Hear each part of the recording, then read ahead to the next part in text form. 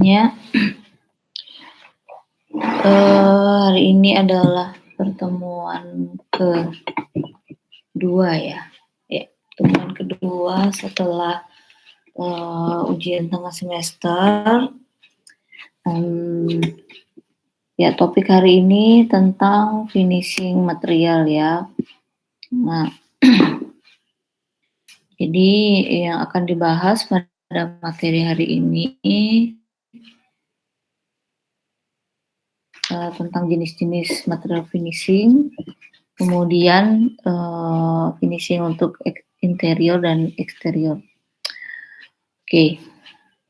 Nah, pekerjaan finishing sendiri itu adalah, proses penyelesaian atau, bisa dikatakan, dilakukan pada tahap akhir dalam, proses membangun ya. Nah, untuk pekerjaan finishing sendiri itu berkaitan dengan, pekerjaan menutupi, melapisi, dan memperindah dari sebuah bangunan. Oke, nah walaupun pekerjaan finishing itu tidak berkaitan dengan struktur bangunan ya, dia hanya berkaitan dengan tampilannya, kemudian bisa juga untuk, perlindungan, sebuah material ya. Nah, namun terkadang pekerjaan finishing itu jika sangat kompleks ya, interior dan eksterior, itu, biayanya bisa lebih mahal ya, bisa lebih mahal dari, material bangunan inti ya. Nah, tapi memang yang paling mahal itu, pada umumnya adalah pekerjaan untuk struktur. Oke. Nah, fungsi dari pekerjaan finishing sendiri itu bisa untuk melindungi ya, melindungi dari, material bangunan, apakah dari cuaca, apakah dari rayap ya, dan supaya misalnya lebih awet dan tahan lama. Kemudian ada pekerjaan, finishing yang memang bertujuan untuk estetika. Nah, untuk, menghasilkan tampilan bangunan tertentu dengan warna tertentu ya, begitu juga pada, misalnya pada dinding-dinding interior. Jadi untuk menutupi, ketidaksempurnaan material inti, maka bisa dilakukan dengan yang namanya, teknik finishing untuk memperindah ya, memperindah, tampilan baik secara interior dan juga eksterior. Nah, kemudian bisa juga untuk menghasilkan, citra atau image tertentu dari, sebuah tampilan ya. Apakah, secara balik lagi apakah secara interior maupun secara, eksterior. Misalnya mau ditampilkan citranya alami atau dengan konsep tertentu, misalnya citranya, industrial ya. Nah, itu bisa dengan, teknik-teknik finishing. Karena finishing ini memang yang, tampak ya, finishing ini yang kelihatan, kelihatan dari luar. Biasanya kalau struktur itu, material intinya bisa aja tidak kelihatan, bisa saja diekspos, bisa saja tidak kelihatan. Dan kalaupun diekspos, pasti ada metode finishing-nya juga ya, sebuah, eee expose struktur. Oke. Nah, berdasarkan jenis-jenisnya untuk material finishing, itu ada yang dari bahan alami, artinya, bisa langsung digunakan ya, diambil dari alam kemudian, tidak tidak terlalu melalui proses yang mengubah karakteristik dari, bahan alami tersebut. Nah, dan bisa langsung dipasang. Kemudian ada yang melalui proses, jadi, material dari alam mengalami proses, apakah proses pemotongan, pembentukan, kemudian mungkin dicampur dengan bahan baku yang lain ya. Jadi melalui proses dulu baru dia bisa digunakan sebagai material finishing. Nah, kemudian ada juga yang disebut sebagai material finishing dari bahan sintesis ya. Jadi untuk material finishing dari bahan sintesis ini dia menggunakan material-material pembentuk yang tidak ada di alam ya, material pembentuk yang tidak ada di alam. Artinya memakai bahan-bahan kimia. Oke. Nah, kita lihat untuk material alami. Nah, ini hanya beberapa saja ya, tidak semuanya, hanya beberapa saja contohnya. Nah, seperti yang saya sampaikan tadi, ini dapat langsung digunakan ketika sudah diambil dari alam gitu, sudah dipanen lah istilahnya ya dari alam, bisa mengalami pemotongan nih, misalnya ukurannya terlalu besar tuh bisa melalui pemotongan atau bisa juga dengan ukuran standar.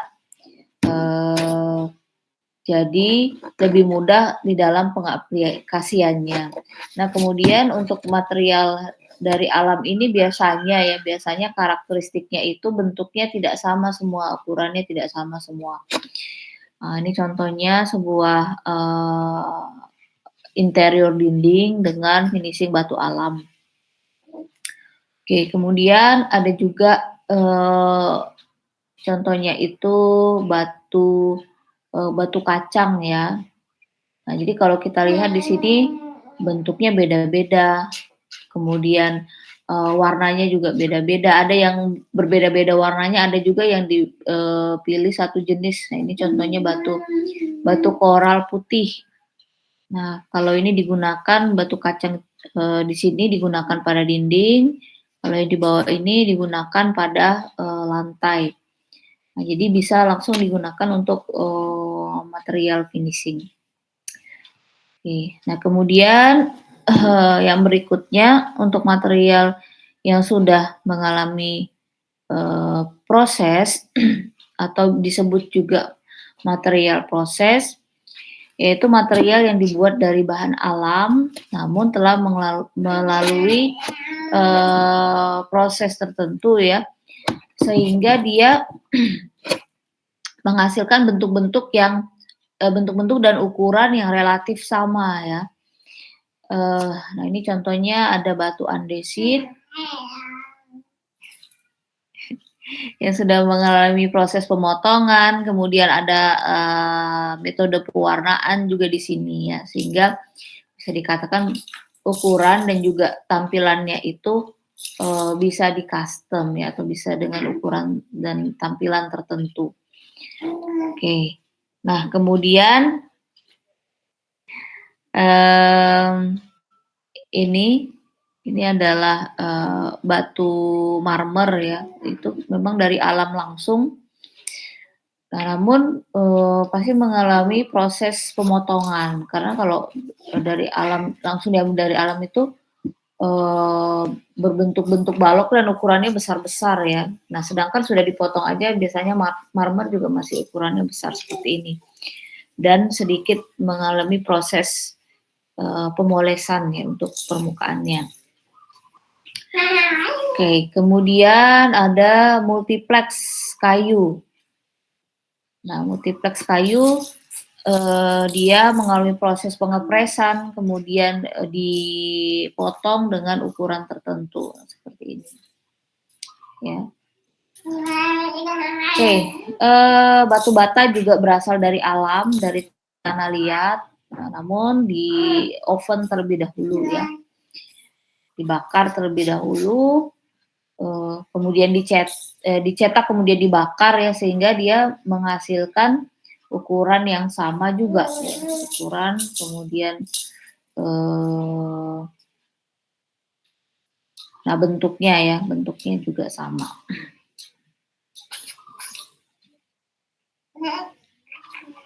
Oke, berikutnya ada material sintesis.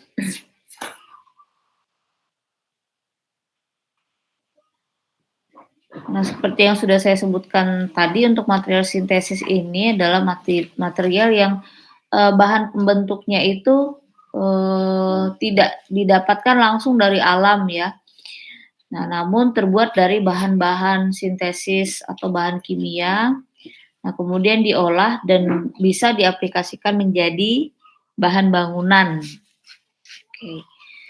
Nah, ini ada, beberapa contoh yang saya ambil.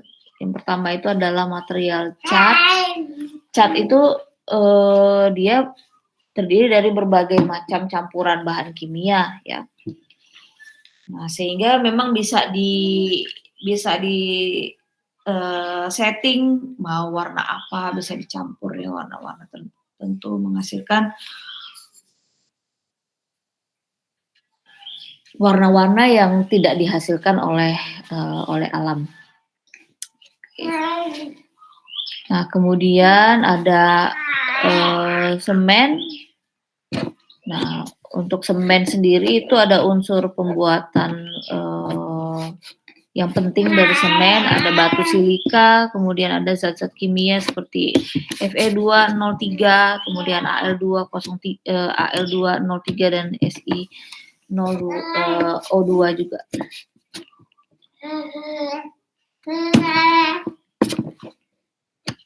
Nah, kemudian ada, atap ya. Nah, di sini contohnya itu adalah atap bitumen. Oke.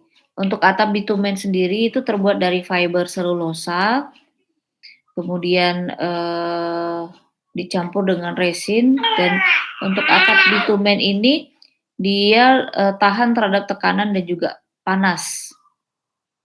Nah, untuk teksturnya atap bitumen, agak mirip dengan genteng yang terbuat dari tanah liat. Ya, secara tampilan juga lebih,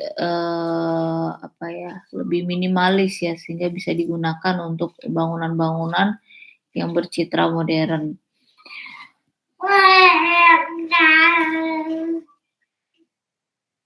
Nah, kemudian ada juga, serat fiber yang tadi contohnya di awal itu, ada gambar untuk lapisan kolam renang ya. Nah, itu menggunakan, material sintesis serat fiber agar dia tahan terhadap, air gitu, airnya tidak merembes maksudnya ya. Kemudian cat, pernis itu juga pasti dari bahan ini ya, bahan, kimia. Oke, nah kemudian yang berikutnya kita mau melihat lantai, beberapa jenis untuk, finishing lantai yang umum ya, yang umum saya katakan di sini, baik yang di interior maupun eksterior. Nah, jadi untuk pemasangan material lantai, penutup lantai dari, segi interior dan eksterior, yang pertama itu dari segi interior, bahan lantai bisa ada warnanya ya, bisa ada warnanya, bisa juga, memakai warna-warna dari alam. Kemudian ada polanya, nah kemudian ada dimensi yang disesuaikan dengan, selera dari pengguna ya. Kemudian untuk material interior ini teksturnya halus ya, teksturnya halus dan, licin. Untuk, penutup lantai eksterior, nah sama seperti interior dalam hal, bisa dia mempunyai warna, mempunyai pola, kemudian dimensi tertentu.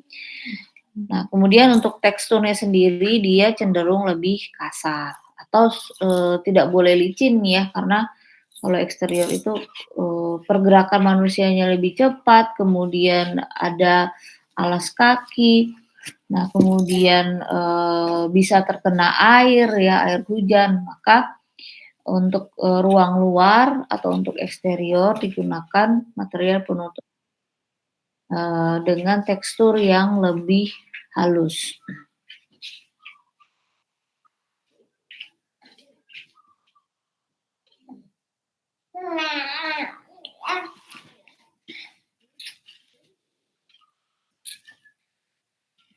Oke. Nah, yang pertama kita melihat jenis penutup lantai keramik.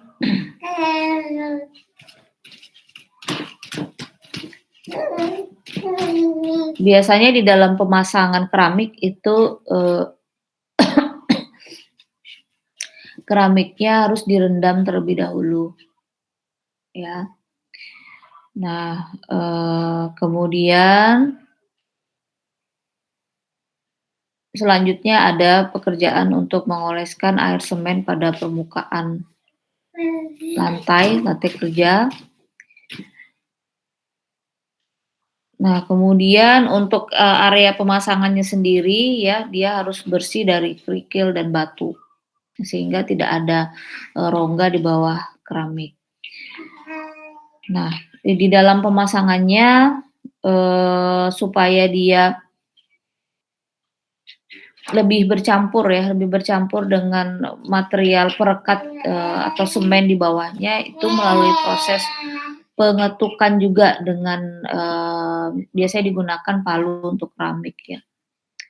Dan di sini bisa juga dicek, bahwa tidak ada, ruang yang kosong atau kopong. Biasanya kalau kopong itu dia lebih berbunyi ya. Nah, kemudian untuk keramik, pada lantai yang bukan kamar mandi ya,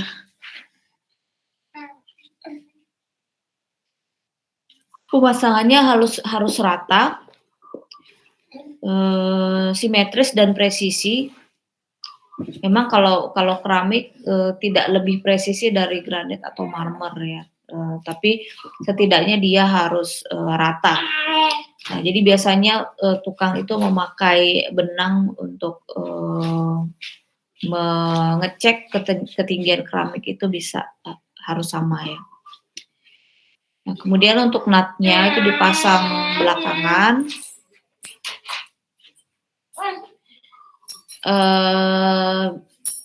Didiamkan 2-3 hari di dalam perekatannya, kemudian baru dipasang semen nut.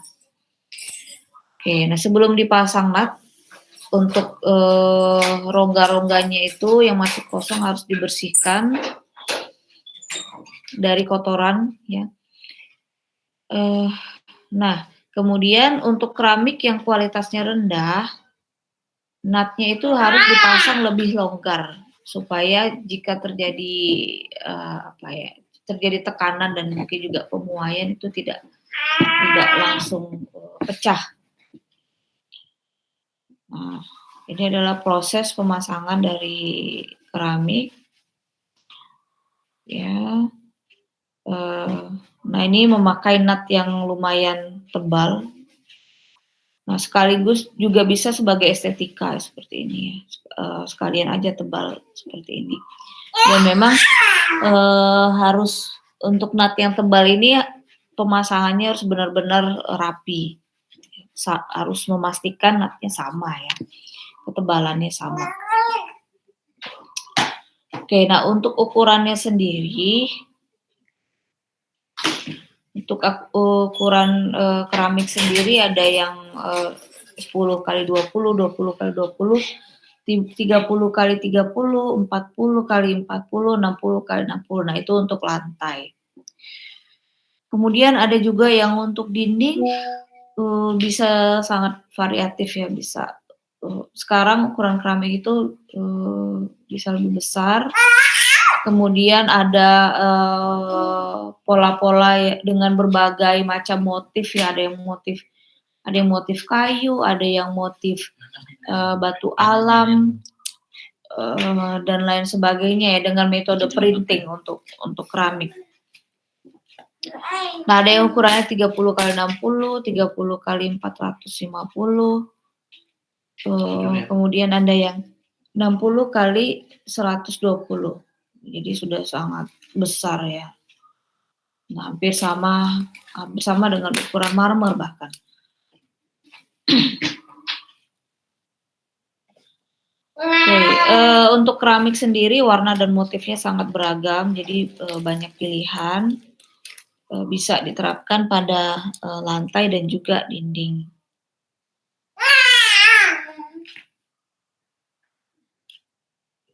Nah, kemudian kelebihan dan kekurangan dari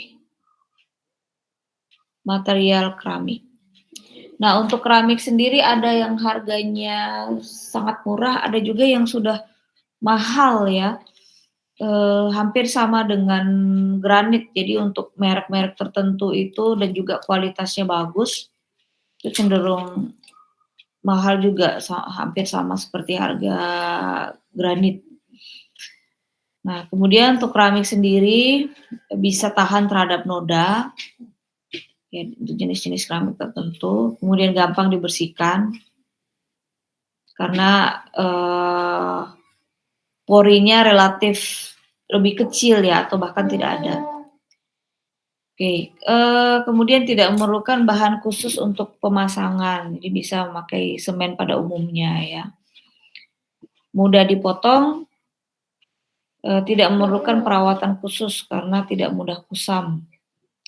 Nah, kemudian dengan motif dan warna yang bermacam-macam itu menyediakan banyak pilihan ya. Kalau granit itu nggak lebih banyak ya, nggak terlalu banyak pilihannya daripada material lantai dan dinding yang terbuat dari keramik.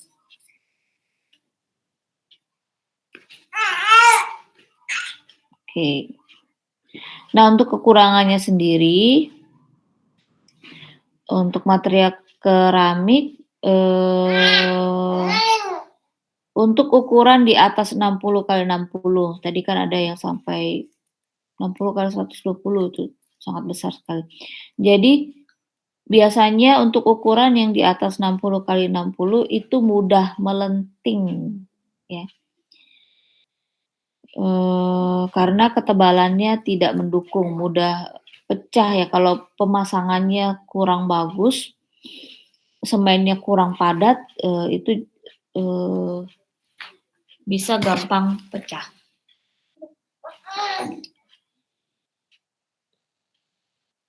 Nah, kemudian apabila sudah terpasang, pada bagian nutnya itu terlihat lebih besar dan bagian sisi-sisinya berpinggul, agak sedikit menonjol. Nah, kemudian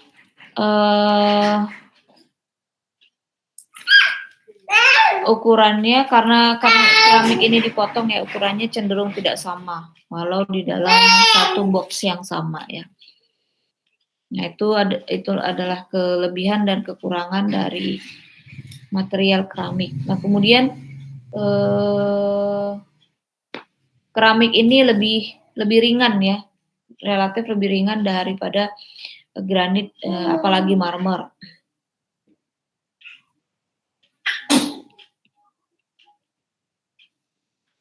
Oke, berikutnya material penutup lantai adalah granit.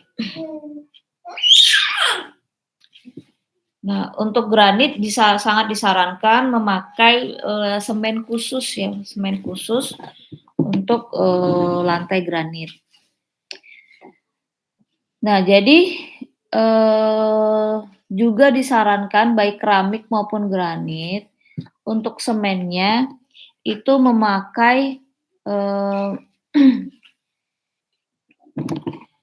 memakai alat yang menimbulkan garis seperti ini ya, ada pola-pola garis seperti ini semennya, walaupun dia ditutup. Nah, daripada yang seperti ini. Ya. Karena kalau dengan pola garis-garis, kemudian di bagian bawah baik keramik maupun granit itu selalu ada tekstur atau pola seperti ini. Nah, sehingga dia lebih lebih mengikat atau lebih lebih mencengkram, lebih lengket ya daripada, semennya itu dibuat kayak gini. Nah, kalau seperti ini tuh cenderung, menimbulkan, rongga itu tadi ya, rongga sehingga kalau kalau, berongga dia kan tidak padat dan bisa gampang, pecah. Oke, nah kemudian, harus dipasang nut supaya sama ukuran nutnya. Ini adalah contoh, mmm, contoh alat untuk, memasang nutnya supaya sama ya. Nah kemudian di sini tukangnya juga memakai benang ya, memakai benang untuk memastikan, level dan ukurannya, level dan, polanya sama, pola pemasangannya sama ya. Spacing ya, alat spacing ini maksudnya. Nah ini juga alat spacing. Nah, kemudian dengan palu, palu yang terbuat dari karet ya, itu dipukul-pukul supaya lebih padat ya, lebih menekan ke bawah, baik granit maupun keramik.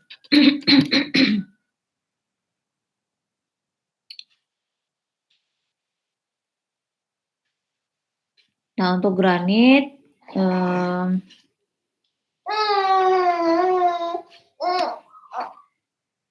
ukurannya ada yang 100 kali 100, ya 1 meter kali 1 meter ada.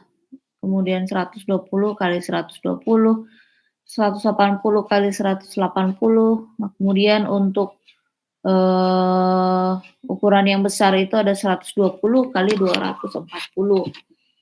Nah, ada juga ukuran yang kecil itu 60 kali 60, kemudian ada yang 80 kali 80. Nah, warnanya ada putih, krim, abu-abu, hitam. Nah, untuk yang sekarang, banyak juga yang memakai, metode printing untuk granit ya. Jadi, bisa dengan motif-motif tertentu seperti motif, marmer, kemudian motif kayu ya.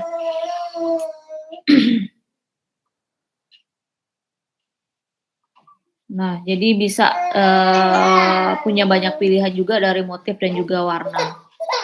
Namun kebanyakan untuk granit ini, eee, warnanya polos, ada juga yang berbintik-bintik ya. Oke, bisa diterapkan pada lantai dan juga dinding.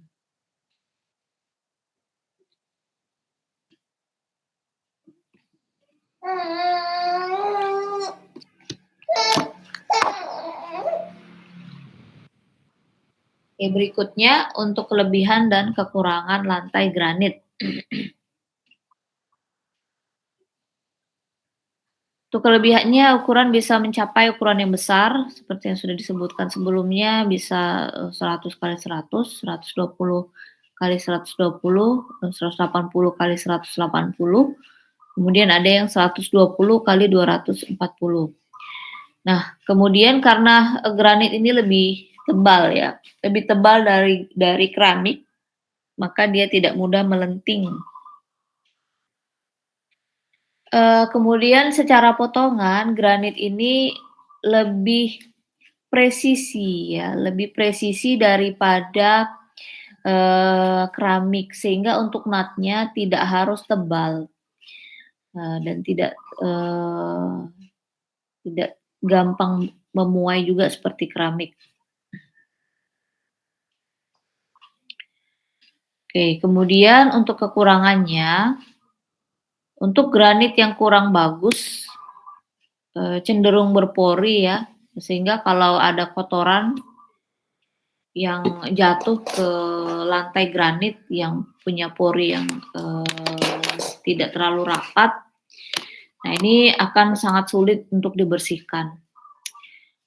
Nah kemudian, juga untuk granit yang kualitasnya kurang bagus, ini mudah sekali warnanya menjadi kusam.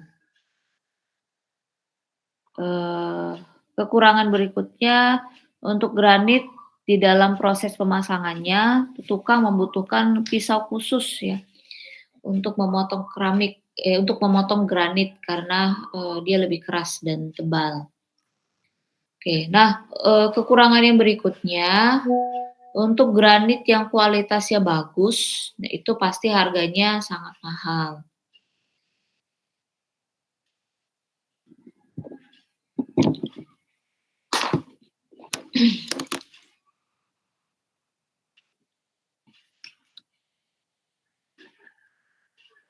Oke, kemudian karena, granit ini melalui proses pembakaran yang, relatif lebih lama, nah, bisa saja di dalam satu box itu juga, terdapat warna granit yang tidak sama gitu. Nah, kemudian untuk warna dan corak walaupun banyak ya, tapi tidak sebanyak keramik jadi, lebih lebih terbatas dalam hal pilihan. Oke, nah itu untuk kelebihan dan juga kekurangan dari, lantai granit. Nah, berikutnya untuk penutup lantai yang digunakan, pada umumnya ya, itu ada lantai marmer.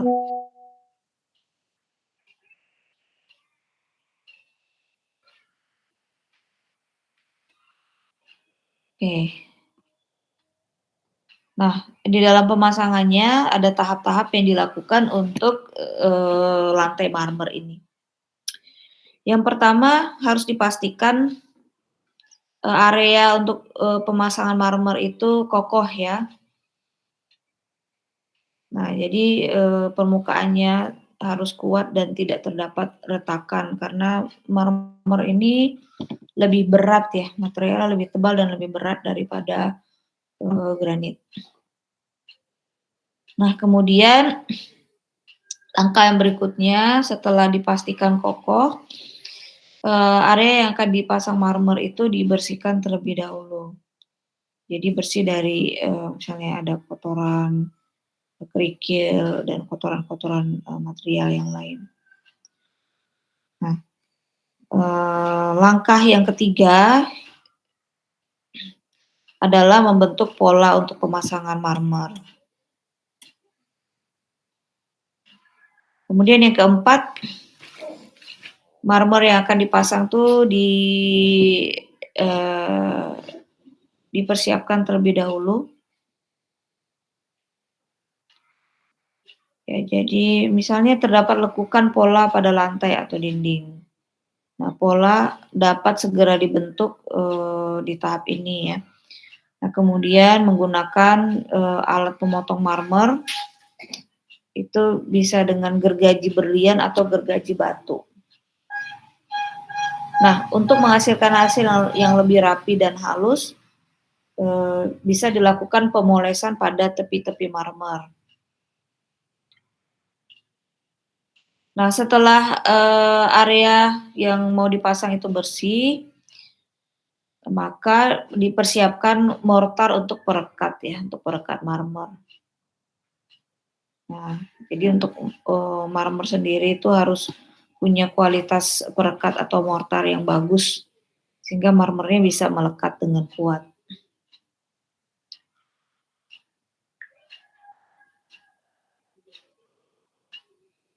Oke, ya. Jadi untuk pemasangan marmer sendiri karena dia, cukup berat ya, itu harus 2 sampai 3 orang di dalam pemasangannya.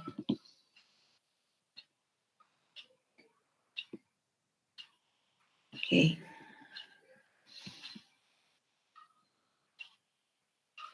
Nah, untuk ukuran marmer sendiri, tuh ada yang besar, ada juga yang kecil ya. Jadi untuk, eee, ukurannya bisa juga di-custom. Eee, untuk, ukurannya bisa dari range 30 kali 30 sampai 3 meter kali 1,5 meter, ya. Nah, untuk ketebalannya sendiri, itu 1,8 sampai 2 sentimeter. Yang paling banyak dijumpai di pasaran itu ukurannya 1,5 kali 2,6 meter. Nah, karena dia berasal dari alam, memiliki warna yang sangat beragam dan coraknya tidak sama ya.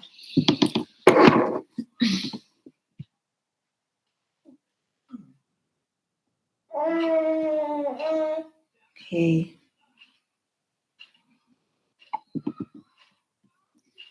Nah, berikutnya kelebihan dan kekurangan dari marmer.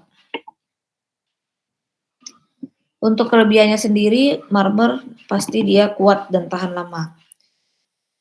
Karena berasal dari alam ya. Dan marmer juga mudah beradaptasi dengan iklim, tidak mudah tergores, sehingga bisa juga digunakan untuk material eksterior bangunan.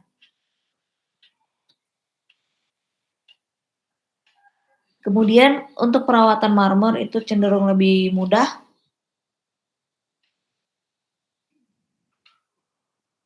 tidak mudah kusam ya. Nah, jadi untuk perawatannya juga bisa sangat sederhana, bisa dengan cara disapu atau dipel saja. Oke. Nah, jika marmer itu mulai kusam, misalnya digunakan dalam rentang waktu yang cukup lama, itu bisa dilakukan pemolesan khusus untuk marmer ya, material poles khusus untuk marmer. Nah, kemudian karena dia langsung diambil dari alam ya, untuk corak-coraknya itu memiliki motif yang cenderung tidak sama. Jadi ada guratan-guratan atau urat-urat yang tidak sama ya. Nah, justru itu yang membuat dia unik dan terkesan lebih ini ya, lebih mahal memang. Nah, kemudian jika dipasang di dalam ruangan, material marmer ini juga bisa memberikan efek sejuk.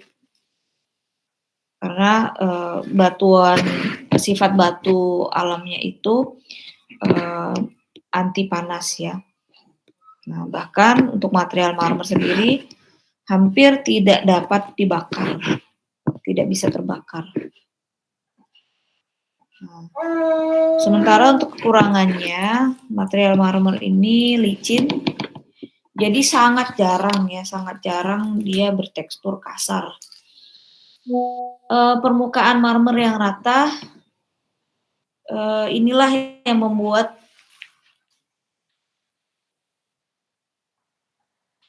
teksturnya lebih licin.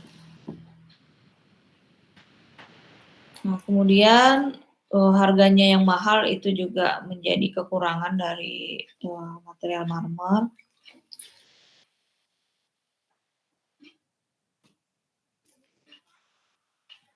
Oke. Nah, kekurangan yang berikutnya untuk material marmer ini sulit diperbaiki ya. Meskipun memiliki daya tahan yang tinggi, marmer ini bukan berarti tidak bisa rusak. Nah, marmer bisa juga mengalami retak, berlubang, hingga patah. Nah, jadi untuk memperbaikinya itu lebih sulit ya. Apalagi tidak mudah untuk mendapatkan ini warna dan juga kalau pola mungkin bisa berbeda ya, warna lah. Mendapatkan warna yang sama dari material marmer, misalnya material marmer yang rusak sebelumnya. Oke, jadi untuk memoles itu bisa ditambahkan resin ya, namun kadang masih bisa dilihat keretakannya. Oke, nah berikutnya adalah finishing cat.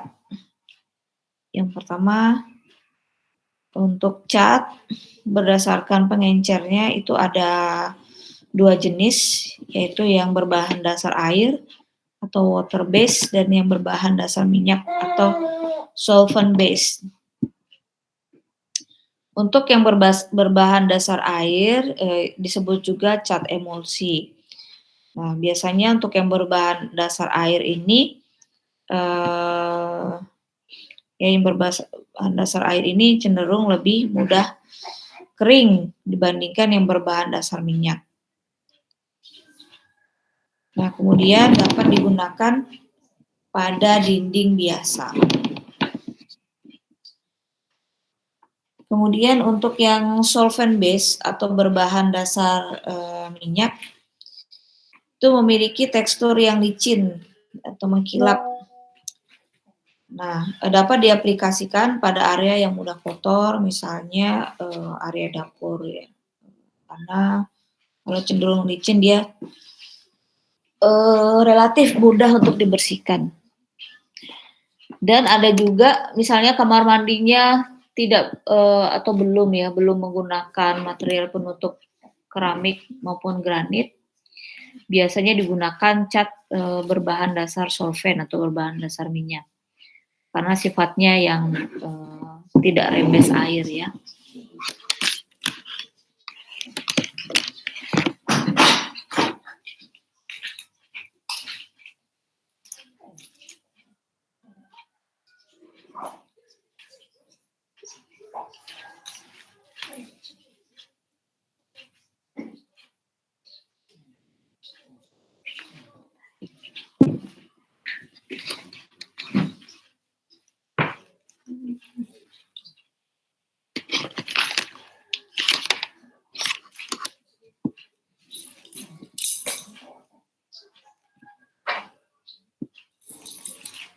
Oke, nah ini adalah lapisan sebelum dilakukan pengecatan ya pada dinding.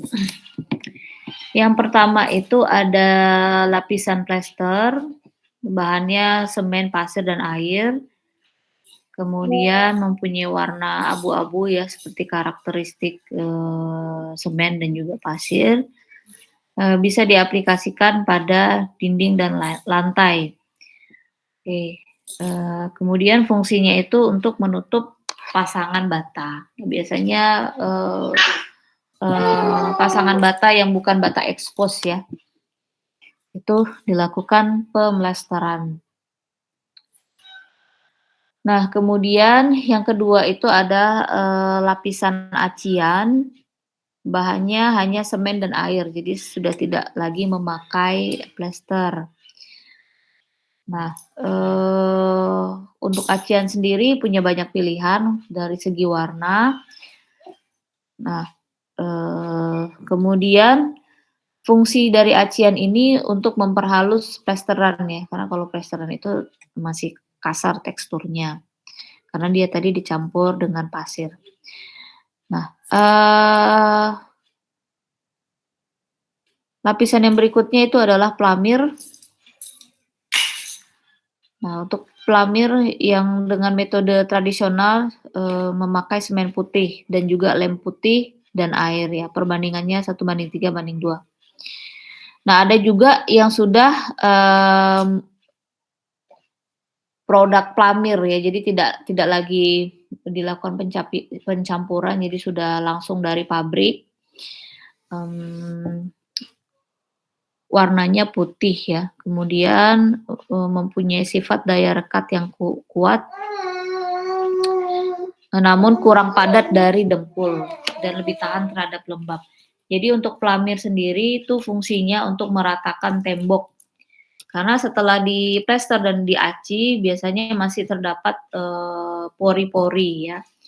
Jadi dipelamir untuk menutup pori-pori tersebut. Oke, untuk lapisan pelamir ini sendiri selain pada dinding bisa juga diaplikasikan pada kayu.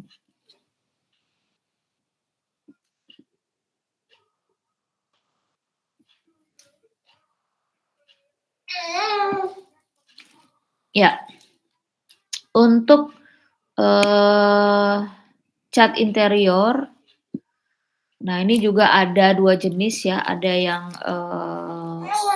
glossy, tampilannya glossy, itu berbahan dasar minyak atau solvent base, dan ada yang hasilnya itu doff, berbahan dasar air. Ya. Nah, ini adalah contoh yang tampilannya doff. Nah, ini untuk yang tampilannya glossy. Warnanya sangat, variatif, jadi kadang kita bisa memesan ya, tipe warna tertentu nanti, tokonya itu yang mencampur untuk menghasilkan warna-warna tertentu. Oke, cara aplikasinya bisa dengan kuas, dengan roll, bisa juga di-spray.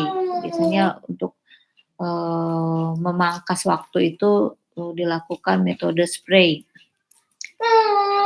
Nah, kelebihan dari cat itu mempunyai daya lekat yang kuat, terutama untuk jenis cat yang bagus ya. Ada juga, untuk cat yang kualitasnya kurang bagus itu dia cenderung ini, berkapur ya. Jadi kalau misalnya bersandar pada dindingnya itu bajunya kotor. Itu kualitas catnya kurang bagus. Nah, kemudian, untuk kualitas cat yang bagus itu mudah dibersihkan, tahan terhadap pertumbuhan jamur, mencegah air dalam dinding. Elastis dan fleksibel sehingga dapat menutupi retak rambut.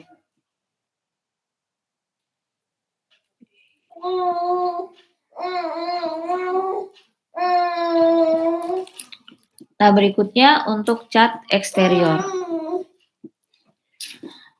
Masih sama dengan, interior tadi, ada 2 jenis juga ya, yaitu yang tampilannya glossy dan juga doff. Untuk aplikasinya bisa dengan kuas, dengan roll dan juga spray. Nah, untuk, cat eksterior ini, ya diharapkan dia tahan terhadap, pengaruh cuaca, pertumbuhan jamur, kemudian tahan juga terhadap, pengaruh sinar UV ya. Jadi untuk cat-cat yang mahal tuh biasa ada fitur seperti ini ya, ada kelebihan, tahan terhadap sinar UV, terhadap jamur, terhadap cuaca, tidak mudah, mengapur ya, tidak menyerap debu. Oke.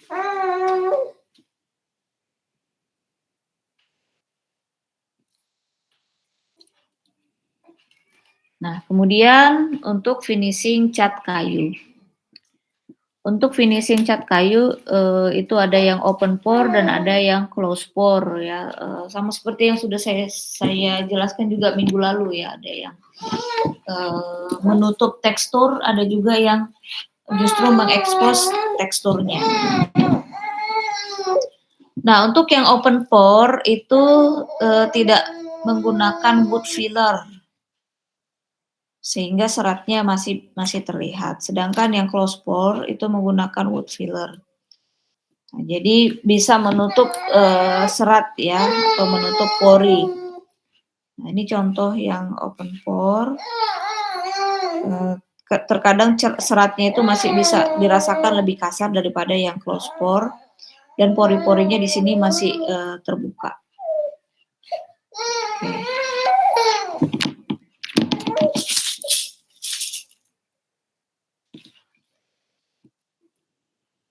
Nah, berikutnya ada wood filler atau sering disebut juga dempul. Nah, ini adalah lapisan awal dari finishing kayu. Fungsinya untuk menutup pori-pori kayu. Untuk dempul ini atau wood filler ini sendiri biasanya digunakan pada interior ya, dan tidak bisa diaplikasikan pada eksterior. Oke, untuk cara pengaplikasian, terlebih dahulu diamplas kayunya searah serat kayu. Nah, setelah diamplas baru dioleskan, wood filler menggunakan scrub atau kuas ya, supaya dia lebih, rata dan juga cepat kering.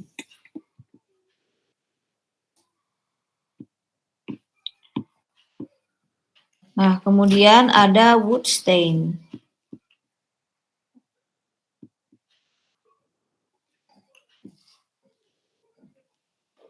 Oke, kalau tadi, wood filler itu untuk menutup pori-pori kayu, wood stain ini, memberikan pewarnaan yang paling mendasar pada kayu ya. Jadi dia lebih meng-highlight warnanya, apakah, ini contoh yang pertama itu, warna aslinya di highlight lebih cenderung lebih ini ya, lebih terang.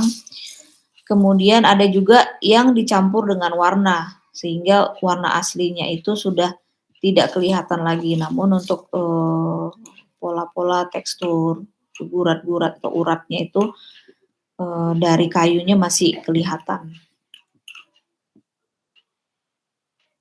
Oke, nah fungsinya itu tadi ya memberikan lapisan warna atau meng-highlight warnanya.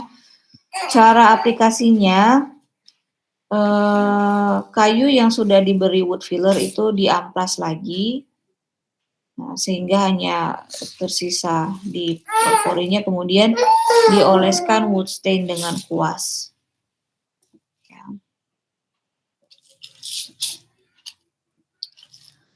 Oke, nah berikutnya untuk cat kayu ada sanding sealer. Nah, sanding sealer ini merupakan material ya untuk memberikan warna dasar atau base coating pada kayu. Oke, jadi tidak langsung tidak langsung di pernis ada warna dasarnya terlebih dahulu. Nah, cara pengaplikasiannya bisa memakai kuas, diaplikasikan langsung pada kayu. Oke, yang berikutnya itu ada finishing cat besi. Nah, untuk finishing cat besi, dia material dasarnya memang harus dari minyak ya, dari minyak. Namun untuk cat besi sendiri, walaupun sama-sama berbahan dasar minyak, itu ada yang tampilannya glossy, ya, dan tampilannya glossy, ada juga yang tampilannya doff. Jadi biasanya untuk yang tampilannya doff ini banyak digunakan pada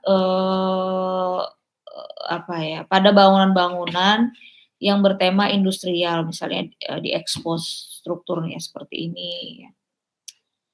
Nah, dia menggunakan material yang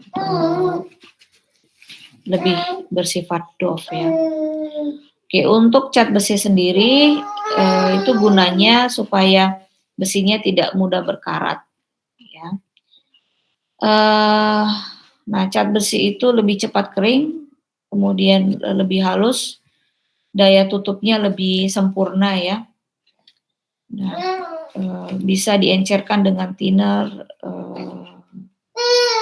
dan pengencer lainnya.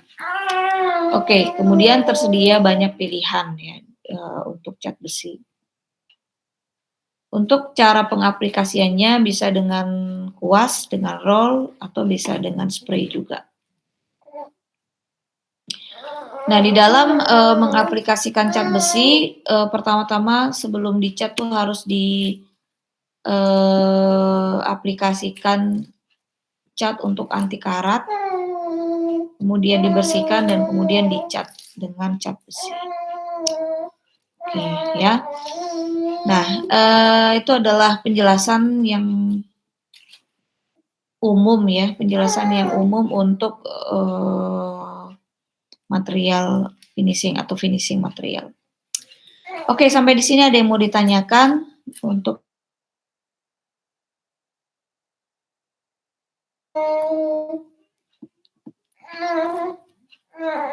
Oke, sepertinya udah jelas ya. Ya, jadi kita sudah sampai ke pertemuan kedua untuk minggu depan, ya. Karena 2 pertemuan ini belum ada tugas, jadi untuk minggu depan saya kasih tugas ya. Jadi seperti tugas sebelumnya,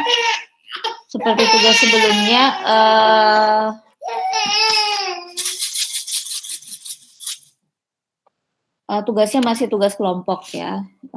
Jadi dibagi menjadi 6 kelompok. Masing-masing kelompok itu mencari 2 material yang sustainable. 2 material yang sustainable, kemudian dijelaskan material tersebut kelebihan dan kekurangannya apa, kemudian bagaimana cara pengaplikasiannya, kemudian bisa diaplikasikan pada elemen bangunan apa saja, kemudian